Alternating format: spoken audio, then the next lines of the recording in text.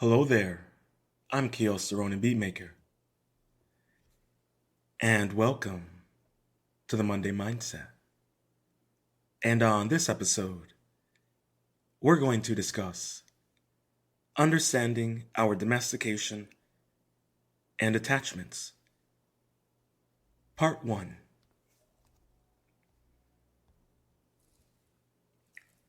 Domestication. She tried to convince him to eat more by offering him a reward for doing what she wants.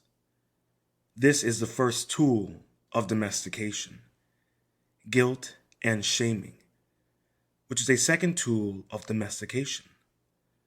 The boy learns that by complying with the rules of the dream, he can earn a reward.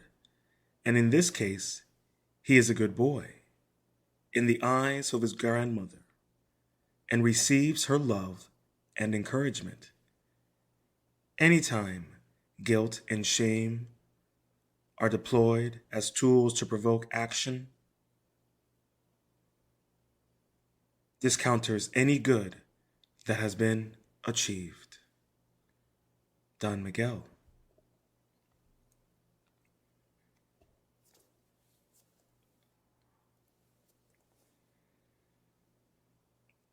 Self-domestication is the act of accepting ourselves on the condition that we live up to the ideals we have adopted from others in the dream of the planet, without ever considering if those ideals are what we truly want.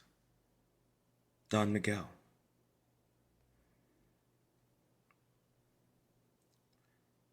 Self-domestication is to live vicariously through someone else's personality, hopes, goals, aspirations, and dreams. To find yourself being coded into an identity that is completely separate from the human experience you were born to live. That is why insecurity is the ammunition of self-domestication.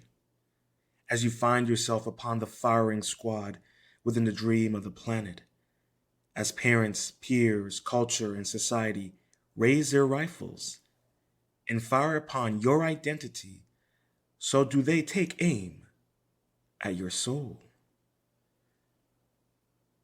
1,000 clowns, some would say. The hive mentality, I would postulate. To be tamed by self-domestication is to forsaken the essential reality. Exchange your soul for a false sense of security. Such patriotic acts oppose your individual hero or heroine's journey. To live life without experiencing yours. Blasphemy. Heresy, I say, to allow any form of self-domestication that denies individual self-actualization is a sin on humanity and denies the world its heroes, builders, and shamans. Why live up to the ideals that were never your own? Why live a life that was never yours? Why die without experiencing life? Why fight the battles of others while denying the war within? Why give in to the sins of others while forsaking your own? Why succumb to the dream of the planet? I look around and all I see are souls yearning to breathe, gasping for some breath of identity, yearning to break through the surface, yearning to break free from the chains of domestication, as Houdini broke through the illusions of improbability.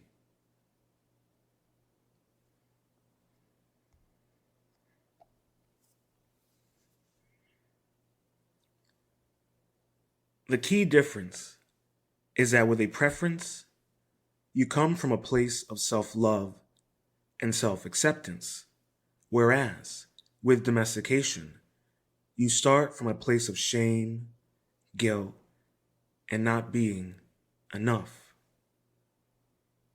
Don Miguel.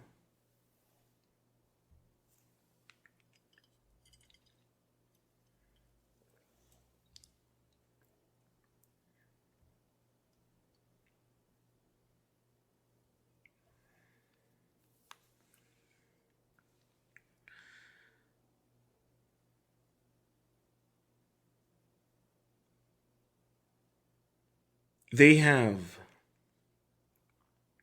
poisoned, tainted, and corrupted the meaning of self love and self acceptance.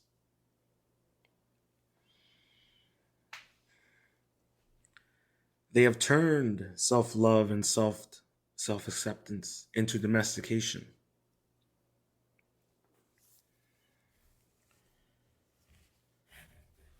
That is a twisted upside down that we currently live in.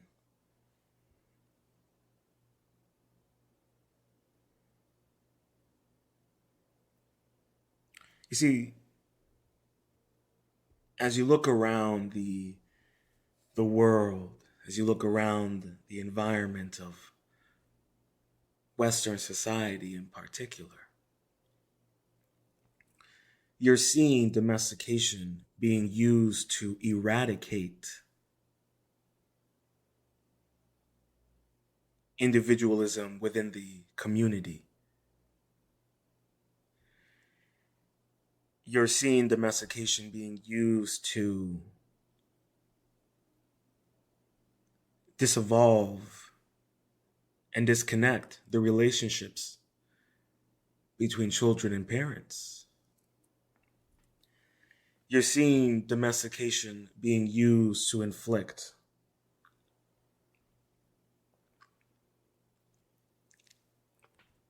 horrific and mind numbing propaganda upon the populace.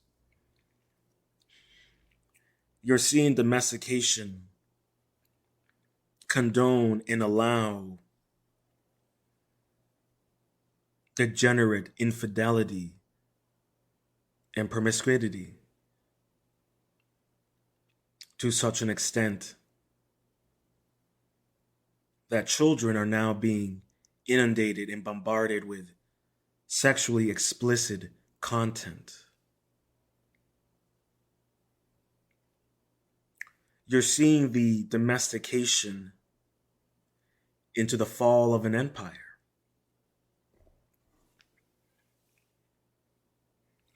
You're seeing the domestication of Sodom and Gomorrah.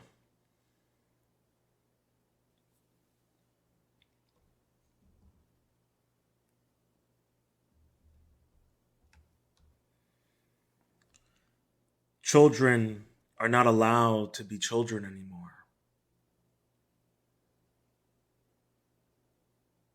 Humans are not allowed to be humans.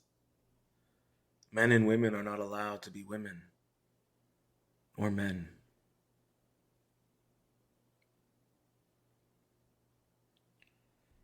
And you see, at a time in our life now, these domestications are destroying humanity as it is. We are not allowed to grow and evolve into the true potentiality that our ancestors and forefathers have dreamed and wished for us, that ancient and past civilizations have accomplished. But as you see today, they probably fell victim to the same thing that you see now: domestication, complacency.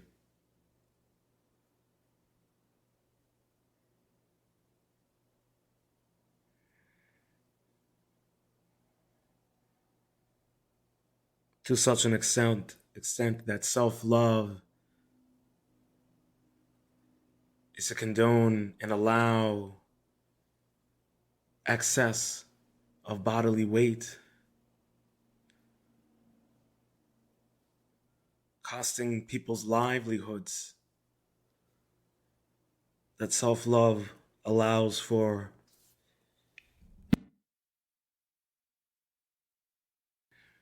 the abuse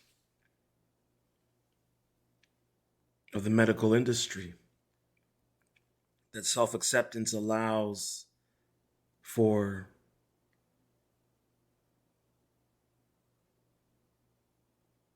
extracurricular adult activities to be made public and normalized. within society. What should have been behind closed doors is now open for the public.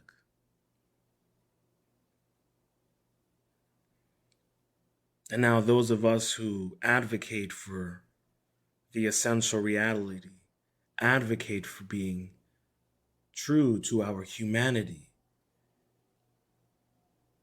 advocating for a wholesome, respectful humanity, we are shamed and guilted into being not good enough to accept the false reality that the society and government wishes to instill upon us through their hive mentality machinations and spells and propaganda.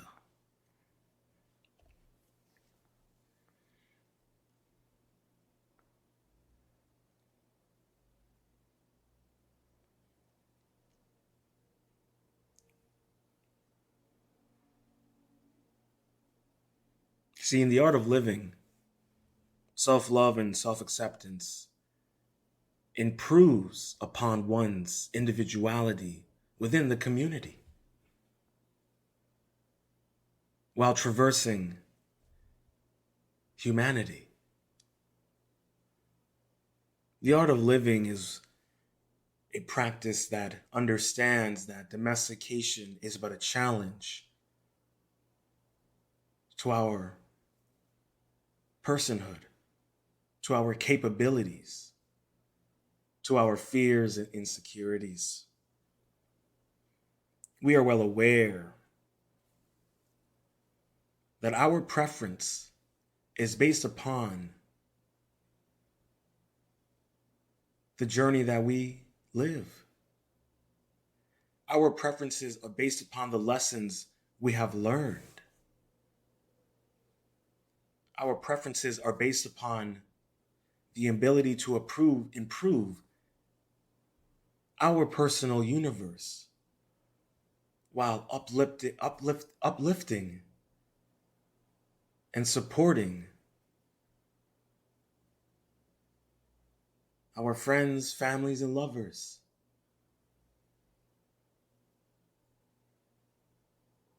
While improving upon the entirety of the universe. We believe in promoting a better life to live, not just for yourself, but for all. For those who embrace the art of living, they are leaders when needed and followers when asked.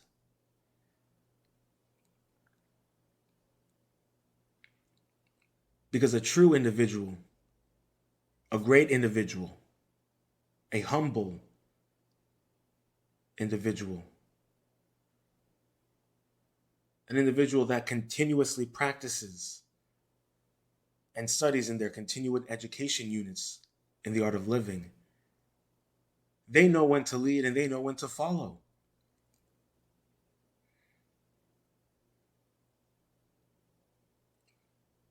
Because they know that their preferences give them the capabilities to be such an individual, to live such a life, to speak such words, to act with such actions.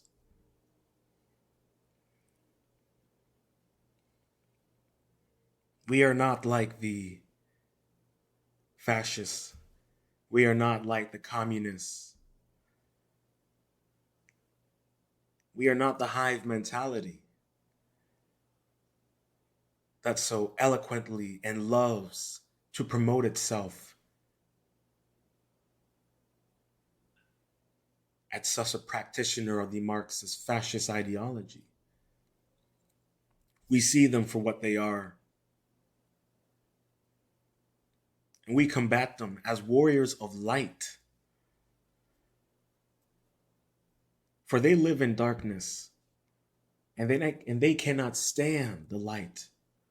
of truth, humility, justice, and respect.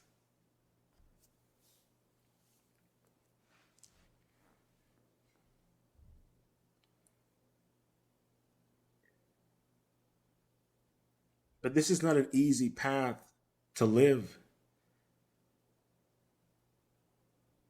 nor is it not impossible to find. But you, as an individual, have to be willing and desire and want to embrace the art of living, to reject the hive mentality.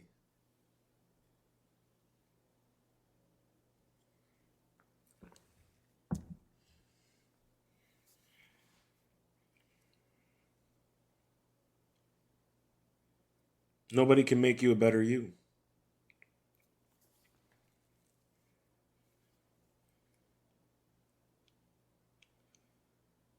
But you see, that is the problem.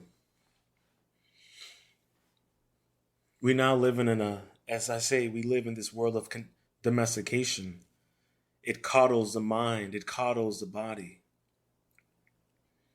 So you look around you and you see people of excess weight, excess mental baggage, excess infidelity and promiscuity.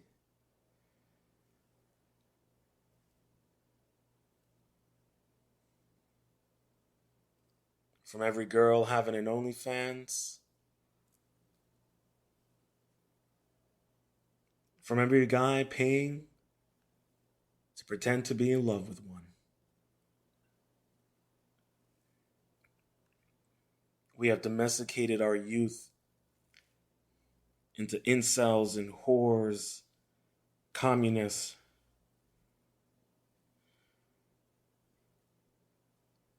and degenerates.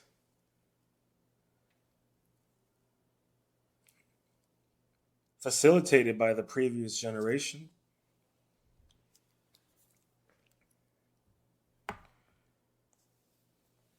Such tainted rhetoric, such domestication is destroying our capability to be human, to live. As we allow and comply with governmental overreach that takes away our informed consent, that takes away our ability to decide how our money should be spent.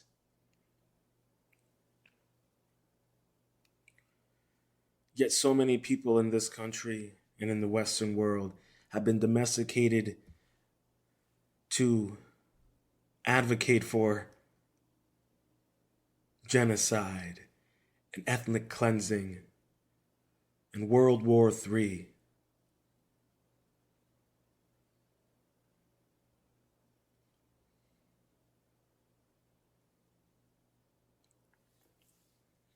And you are shamed. And you have guilt placed upon your head for denouncing war and violence, for denouncing genocide.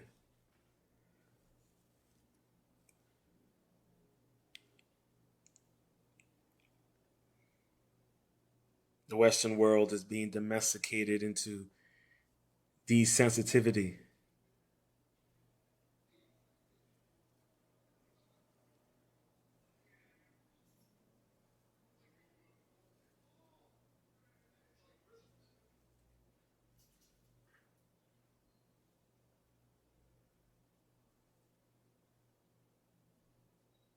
How are we supposed to live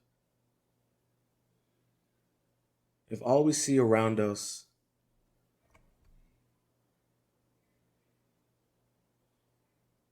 is people living a lie?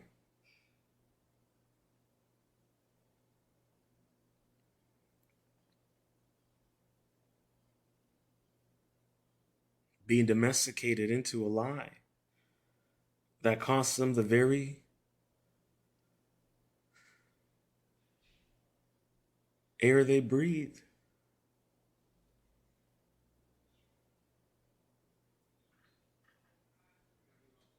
It's such a shame.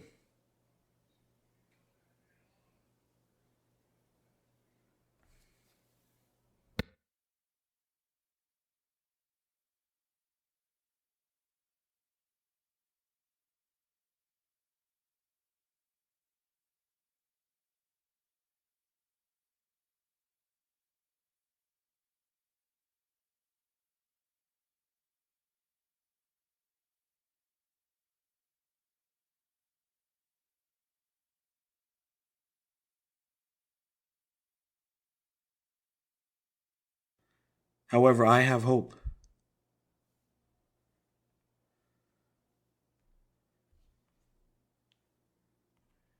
I have hope. I'm not afraid, for I see those awakening as the veil continues to get lifted. I see those standing up.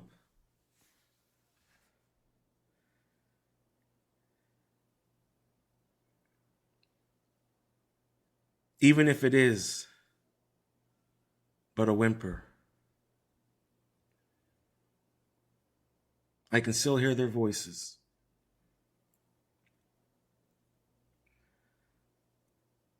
But we, as warriors of light, we need to fight this domestication.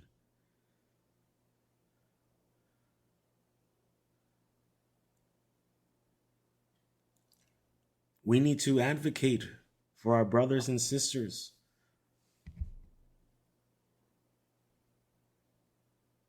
I know that for some, they are far too gone, and the Kool-Aid they have ingested has replaced their veins of blood.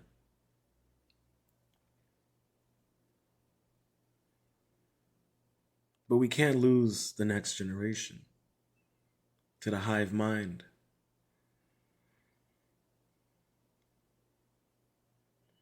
We cannot be afraid of the shame and guilt they threaten us with. We cannot be afraid of the games they play. We cannot be afraid of the war they wish to have, for we will not fight it. We will not die for it. We choose life and peace over conquest and destruction.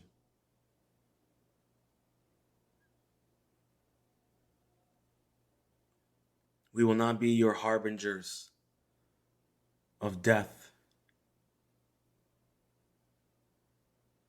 and prophets. We will not be domesticated by your filth and propaganda.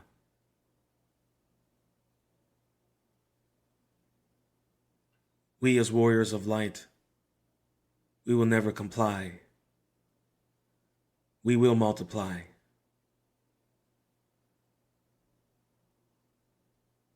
And we will break free from the chains of resistance.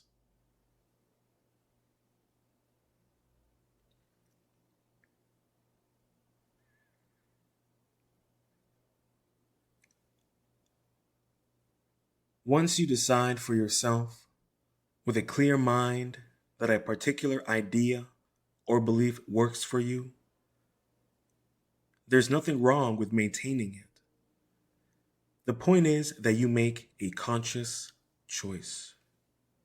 Don Miguel. You're only as weak as the strength you give towards self-domestication. As all ideas or beliefs are all susceptible to becoming attachments or domestication, rather than a guide or path to walk upon in accordance to your individuality within the art of living. I see the struggle. I see this pain as I navigate the hive mind of 1,000 clowns who have given up their conscious choice to live on cruise control unconsciously, allowing their ideals and beliefs to become and to determine their longevity, their perception of reality and physicality. So many are willing to urgently desire to give up their conscious choice, to give up their consciousness wholeheartedly. And for what? I ask you this. What do you gain? Relieving yourself of the functionality of personhood. Many of you drink the Kool-Aid without even taking a sip. You gobble it down as if it was the most chilled beverage of the Gobi Desert, or the last chalice of ambrosia. Why is humanity giving up upon the conscious experience? Why is humanity giving up the most precious gift of existence: individuality. The propaganda, the fear, the machinations, the demons, and spiritual entities that inhabit our reality have made us become our greatest enemies while becoming their greatest meal. They feed off the false reality. The domestication that is brought through such falsities that domesticate us as children, inspire us as teens, and manipulate us as adults. That is their bread and butter, their mead, their elixir of life. We are warriors of light, shall deny them the fruits of their labor. For there will be no last meal, only the taste of blood on their tongues, fear in their eyes, horror in their voice, as they plead for forgiveness and a quick end.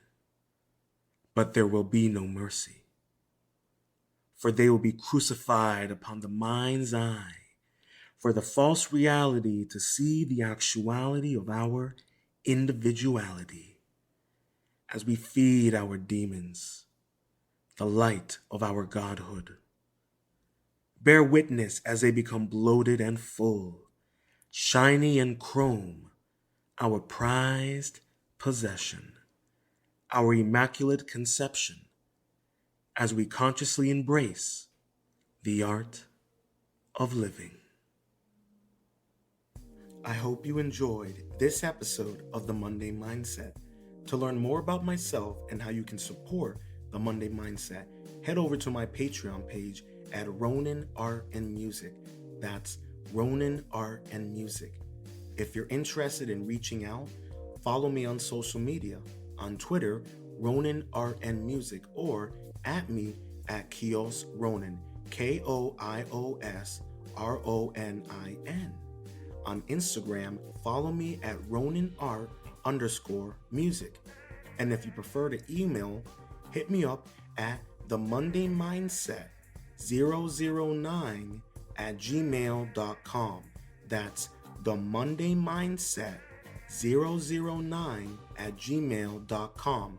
And that is all lowercase. If you're listening to this on your preferred streaming service, please make sure to subscribe. If you're listening on YouTube, make sure to subscribe, leave a comment and a review, and slap that notification bell. On Apple Podcasts, please make sure to subscribe, rate the podcast, and leave a review, as this will help me and the podcast grow. Stay positive, stay focused, stay true, and much love.